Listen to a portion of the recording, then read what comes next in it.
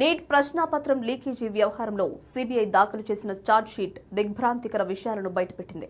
National testing agency రహస్యంగా నిర్వహించే అనువాద ప్రూఫ్ రీడింగ్ బాధ్యతలు చేపట్టిన 3 సబ్జెక్ట్ నిపుణులే ఈ భారీ కుట్రకు సూత్రధారులని తేల్చింది.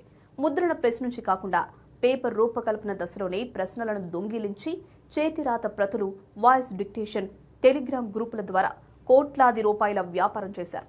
లక్షలాది మంది విద్యార్థుల భవిష్యత్తుతో ఆడుకున్న ఈ అంతర్రాష్ట్ర పేపర్ లీక్ నెట్వర్క్ అసలు గుట్టును సీబీఐ రట్టు చేసింది.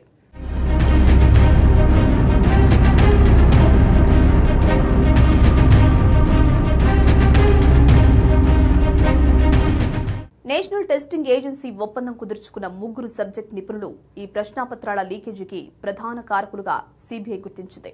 బాటనీ, జువాలజీ విభాగాలకు మనీషా గురునాథ్ మాంత్రే, కెమిస్ట్రీకి పివి కులకర్ణి, ఫిజిక్స్ విభాగానికి మనీషా సంజయ్ హవల్దార్ బాధ్యతలు నిర్వహించారు. వీరికి ఎన్టీఏ ప్రాంతీయ భాషల్లోకి అనువాదం, ప్రూఫ్ రీడింగ్ బాధ్యతలను అప్పగించింది. మే 3న జరగాల్సిన పరీక్షకు కొన్ని వారాల ముందే అంటే ఏప్రిల్ నెలలోనే వీరు అత్యంత రహస్యంగా ఉండాల్సిన ప్రశ్నలను బయటకు చేరవేశారు. ప్రింటింగ్ ప్రెస్ నుంచి ప్రశ్నాపత్రాలు బయటకు రాకుండా పేపర్ తయారీ తొలి దశలోనే వీరు డేటాని దొంగిలించారు. ప్రశ్నలను బయటకు తెచ్చిన తర్వాత నిపుణులు అత్యంత రహస్యంగా ప్రత్యేక శిక్షణ తరగతులు నిర్వహించారు. పుణేలోని తమ నివాసాల్లో కులకర్ణి, మాంత్రే కొంతమంది ఎంపిక చేసిన అభ్యర్థులకు సీక్రెట్ రివిజన్ సెషన్లు ఏర్పాటు చేశారు. అక్కడ అభ్యర్థులకు నేరుగా ప్రశ్నలు, ఆప్షన్లు, సరైన సమాధానాలను డిక్టేట్ చేశారు. విద్యార్థులు ఆ సమాధానాలను తమ నోట్బుక్స్ లో రాసుకున్నారు. ఫిజిక్స్ ప్రశ్నల కోసం మనీషా హవల్దార్ పూణేకు చెందిన కోచింగ్ నిర్వాహకుడు తేజస్ హర్షద్ కుమార్ షాతో చేతులు కలిపారు.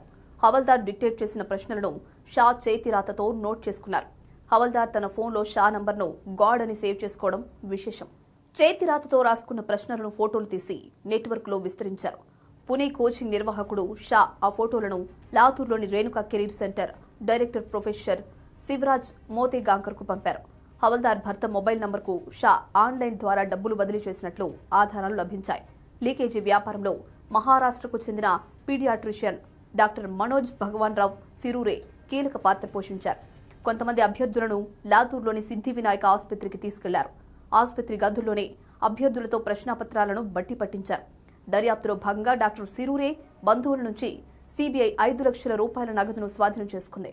మహారాష్ట్రలో ప్రారంభమైన ఈ పేపర్ లీక్ నెట్వర్క్ డిజిటల్ మాధ్యమాల ద్వారా ఇతర రాష్ట్రాలకు వేగంగా విస్తరించింది.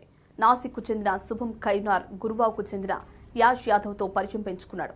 సేకరించిన ప్రశ్నలను పీడీఎఫ్ ఫైళ్లుగా మార్చి టెలిగ్రామ్ యాప్ ద్వారా యాదవ్కు పంపారు.